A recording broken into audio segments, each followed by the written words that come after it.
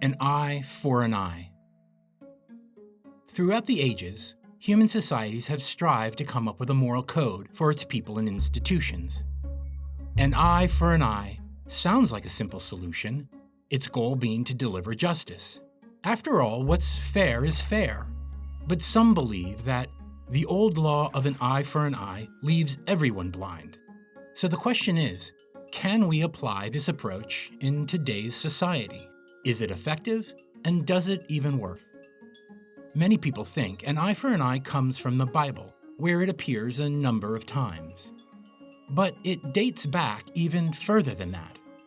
The Babylonian king Hammurabi, who ruled Mesopotamia almost 4,000 years ago, used an eye for an eye as part of Hammurabi's code, a set of laws put in place so that the strong might not injure the weak. And the Romans used it too, in their law of retaliation. We see it in holy books like the Hebrew Bible, the New Testament, and in the Quran. Across history, it was sometimes interpreted literally and sometimes as metaphor. Either way, everyone was aiming to determine a fair punishment in proportion to the crime. Now let's consider the concept of a bully, someone who takes advantage of others. Should an eye for an eye apply here? Should he suffer the way his victims have suffered? What if you learned that the bully became this way because he had been bullied himself? Maybe from the time he was a little kid and at the hands of an older brother.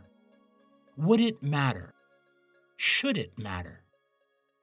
Regardless of what you believe, whether or not an eye for an eye is a fitting punishment, sometimes knowing the backstory makes you view things differently. And in matters of justice and fairness, asking questions and learning more will always help you to make informed decisions. GCF Global, creating opportunities for a better life.